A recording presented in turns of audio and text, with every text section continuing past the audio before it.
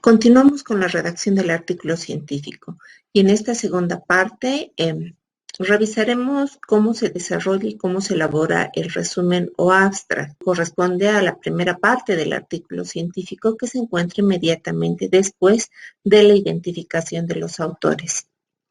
La cantidad de palabras que se utilizan en el artículo científico y en su resumen depende de las características de cada revista. Sin embargo, se recomienda generalmente que se trabaje alrededor de 250 a 300 palabras, ya sea en el idioma original o en la traducción solicitada por la revista, que las más de las veces es en el idioma inglés. El resumen o abstract tiene información de cada sección escrita en el artículo y se organiza como si fuera un pequeño IMRID donde no se colocan las referencias bibliográficas. Muchas revistas solicitan de que este pequeño IMRID sea redactado en un solo párrafo, mientras que otras solicitan de que sean en párrafos separados, incluyendo pequeños subtítulos de lo que incluye la introducción, el material y métodos, la discusión y los resultados. No debemos olvidar que en el resumen debemos también distribuir la cantidad de información de forma similar a la que hicimos en el artículo in extenso. Es decir, que el material y métodos ocuparán una parte muy importante en el diseño del resumen, tratando de ser lo más específico en las explicaciones realizadas en este apartado. También se debe incluir en la parte final los agradecimientos correspondientes y la proposición de nuevos estudios. Inmediatamente después del resumen se escriben las palabras clave. ¿Qué son las palabras clave? No son nada más que pequeñas frases cortas denominadas lexemas, que lo que nos permite es tratar de identificar elementos del texto que nos permitan clasificar entradas en sistemas de indexación. ¿Para qué? Para que los lectores y los que vayan revisando las investigaciones puedan recuperar la información del área de estudio que nos referimos en el tema principal de la investigación. La cantidad de palabras clave recomendadas son de 3 a 10. Sin embargo, en la elección de estas palabras clave en ocasiones es conflictiva para los investigadores, por lo cual se sugiere trabajar con tesauros específicos o de disciplina de acuerdo al contenido del tema. Una primera palabra clave que debe ser sí integrada siempre en el documento de publicación será aquella referida a la línea de investigación. Se sugiere no utilizar sustantivos como una palabra, por ejemplo, pájaros, que es demasiado global para describir elementos específicos de la investigación. También se recomiendan utilizar frases proposicionales, como decir enseñanza grupal, que puede referirse a diferentes tipos de enseñanza, diferentes tipos de metodologías de enseñanza grupal. También se recomienda no utilizar los acrónimos, en el entendido de que los acrónimos no son nada más que palabras que están formadas por siglas o abreviaturas. Aún así estas sean conocidas, se recomienda no utilizarlas. Tampoco utilizar adjetivos aislados como por ejemplo la palabra cocina o la palabra llama, que puede referirse o a cocinar o al equipo de cocina o a llama, que es el animal, al fuego o a llamar. Entonces se debe ser lo más específico posible al momento de seleccionar las palabras clave. Se sugiere tener mucho cuidado en el uso de palabras polisémicas que tengan entendidos diferentes y comprensiones diferentes al momento de citarlas, como ya hemos mencionado con llama o cocina, o un término como planta. Utilizar descriptores muy generales como los que se observa en los ejemplos. Evitar también los extranjerismos, los barbarismos y las jergas. En este sentido, se sugiere utilizar de manera organizada a los tesauros, que es un vocabulario controlado y dinámico compuesto por términos que tienen relaciones semánticas entre sí, además de relaciones genéricas, y tienen equivalencia asociativa entre cada uno de los términos. Los tesauros pueden ser definidos de acuerdo a su función como un instrumento de control terminológico para organizarnos en los términos que vamos a utilizar en las palabras clave, o bien pueden estar definidas de acuerdo a su estructura por términos con relaciones semánticas y genéricas. Los tesauros van a organizarse en descriptores que no son nada más que palabras que definen el contenido de un texto y nos sirven para clasificar en fichas bibliográficas que van a ser utilizadas en la indexación. De este modo, la ISO 27788 ha dado las directrices para el uso de los tesauros monolingües, es decir, que ha dado una relación de términos en forma semántica y genérica de carácter especializado, de tal manera de que los tesauros se van uniendo en lo que se denominan unidades lexicales, que no son nada más que palabras que se juntan en un grupo de descriptores.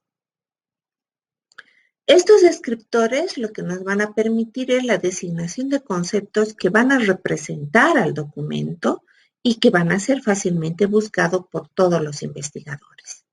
Los descriptores entonces nos van a dar términos concretos, representativos, que no tienen ambigüedad en su contenido.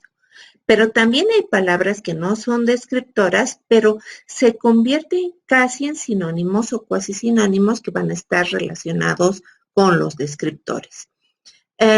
A veces hay solamente un descriptor o un tesauro y nos es difícil conseguir otros. Entonces buscamos a los términos no descriptores, que son estos sinónimos o cuasi sinónimos. Hay un listado bastante grande de tesauros específicos por especialidad que se los pone a consideración, y ustedes pueden entrar en el link de esta presentación haciendo clic en cada uno de ellos. Les facilitará bastante el poder conseguir tesauros específicos en cada una de las áreas. Tengamos también en cuenta lo siguiente, que cuando identificamos, sobre todo en los DEX o descriptores en las diferentes áreas, debemos tratar de ser lo más específicos. Así que cuando hagamos el ejercicio de ingresar a los descriptores de estas páginas, mientras más descriptores se les abran, significa que su palabra es menos específica. Deberán hacerla cada vez más específica para que se les abran la menor cantidad de descriptores con sus correspondientes sinónimos que van a venir adjuntos en alguno de los casos o en alguno de los DEX a las palabras que ustedes buscaron. El siguiente punto a ser desarrollado son los antecedentes o el equivalente a la introducción del artículo científico, donde lo que se escribe son los propósitos del estudio para que los lectores puedan identificar cuál ha sido su búsqueda y entiendan la razón del artículo, la base fundamental por la cual se ha hecho la investigación, y logren apreciar la importancia de la investigación en función a los antecedentes que ustedes expusieron en muy pocas palabras y de dónde nacieron las preguntas o la pregunta de investigación, así como las hipótesis y objetivos. ¿Cuál es la estructura de la introducción?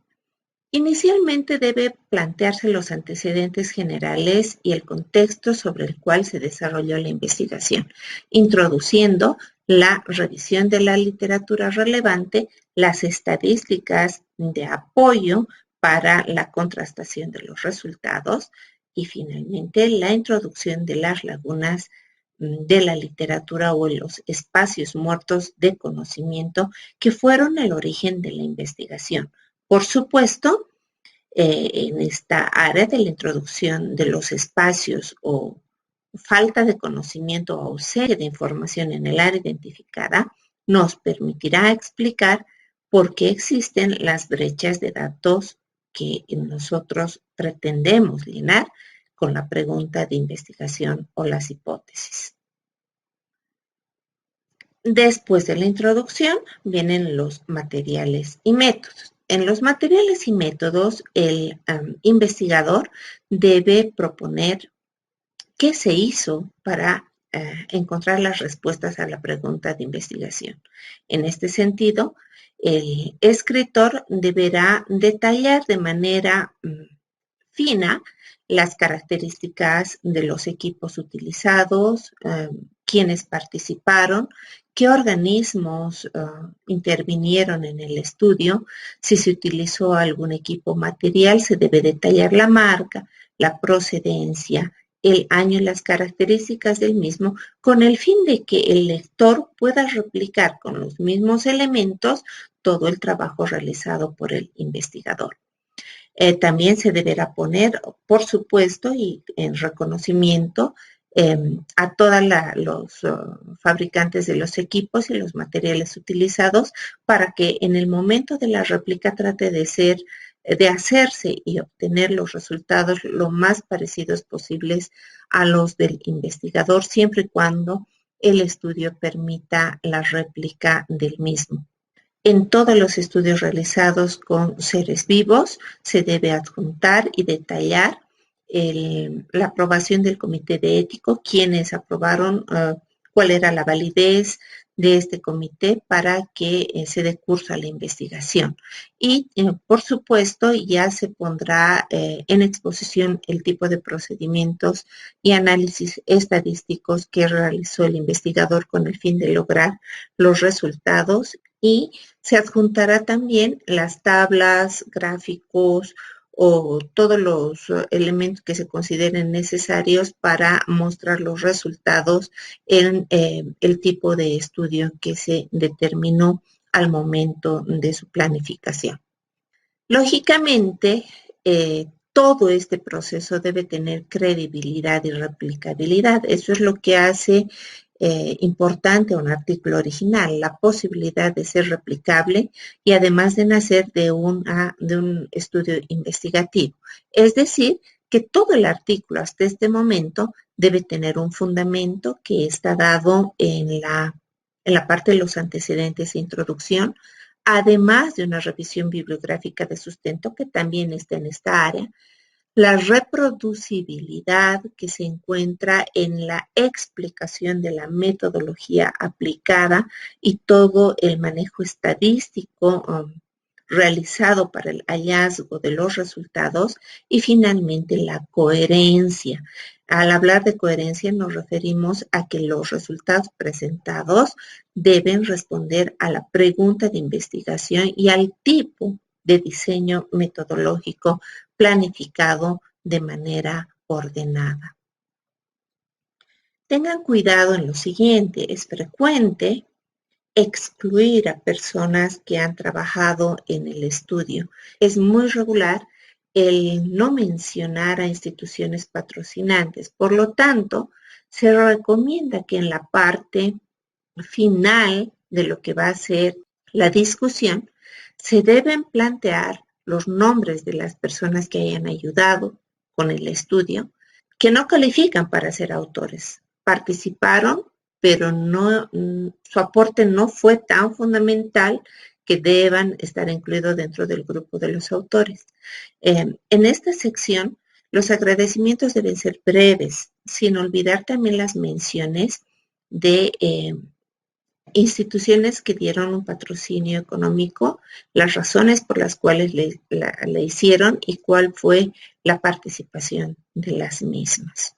El siguiente acápite posterior a material y método son los resultados. En los resultados no se debe exponer la totalidad de hallazgos que se ha tenido dentro de la investigación, porque pueden ser muchos. Entonces, el autor debe extractar de manera muy racional todos los contenidos que va a exponer en este apartado denominado resultados. Es decir, solamente se pondrán aquellos datos que son clave y que han sido origen a las conclusiones. Los resultados deben ser bastante fácil de comprenderse por el lector y deben especificar con claridad todo lo que se ha realizado en el manejo estadístico para que tenga credibilidad y validez el estudio. A menos de que los resultados sean parte de un área que se llama discusión, que algunas revistas sí lo tienen, se integrarán los resultados de la discusión en un solo bloque. La mayor parte de las revistas tienen estos dos apartados de manera separada. Tomemos en cuenta que en los resultados no se deben exponer agradecimientos ni se deben exponer muchas tablas o repetición de tablas o imágenes que vayan a confundir al lector. El apartado siguiente se denomina discusión y en la discusión lo que hace el autor es explicar los resultados de la investigación de manera clara, sucinta y muy organizada, tratando de responder a los objetivos específicos, al objetivo general y por supuesto a la pregunta de investigación o a las hipótesis. Debería presentarse una conclusión muy pequeña en la parte inferior, junto con los agradecimientos a las personas que hayan participado en el estudio, así como a las instituciones que hayan sido partícipes del mismo en mayor o menor medida, o bien sean instituciones patrocinantes con materiales o con recursos económicos.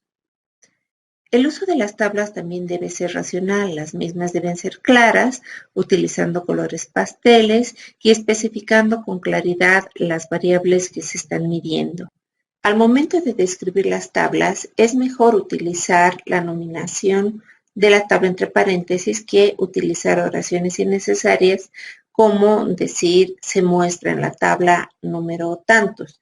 Es mejor colocarlas entre paréntesis y evitar primero el uso innecesario de espacio o la repetición innecesaria de algunas palabras. No se deberían utilizar simultáneamente tablas y gráficos si vamos a hablar de lo mismo. Las tablas a su vez deben ser claras, evitar tablas con aglomeraciones innecesarias que no permitan una visión y identificación clara de lo que queremos leer. Ellas deberían hablar por sí solas, los colores deben ser llamativos sin que estos sean muy intensos o muy molestos para la vista. En relación a las figuras y fotos, tenemos que tener el cuidado de utilizar aquellas que son de uso libre. Podríamos, en algunos casos muy excepcionales, utilizar algunas respetando el derecho de autor y colocando la fuente y referenciación bibliográfica. Se recomienda, sin embargo, de que los autores coloquen sus propias fotografías previamente autorizadas, si es que se tratase de personas o localidades. Sobre el uso de figuras, existen muchos softwares gratuitos que nos permiten manejar figuras, así como también fórmulas matemáticas u otro tipo de detalles en cuanto a pixelado, por ejemplo, que pongo a disposición suya, pero que también ustedes tengo la certeza de que ya los conocen. No olviden colocar los agradecimientos. Como ya se mencionó anteriormente, los agradecimientos tienen que ir mencionados tanto en el resumen de manera muy breve como en la parte final del documento, haciendo mención a aquellas personas que participaron que no tienen la categoría de autores, pero que sí coadyuvaron en el desarrollo de la investigación y generaron algún tipo de aporte a la investigación. También se hace mención de las instituciones participantes, sobre todo en aquellas en las cuales ha habido un aporte económico para la realización de la investigación y, lógicamente, también en la publicación del trabajo. Finalmente, se debe hacer una buena referenciación bibliográfica y para ello se han avanzado ya algunos temas relacionados con el uso de referenciadores bibliográficos, de acuerdo a la necesidad que cada uno vaya a tener y lógicamente utilizando el estilo de referenciación requerido por la revista Meta. Se pone de todas maneras a disposición a dos referenciadores que son los más frecuentemente utilizados, como son Mendeley y Zotero.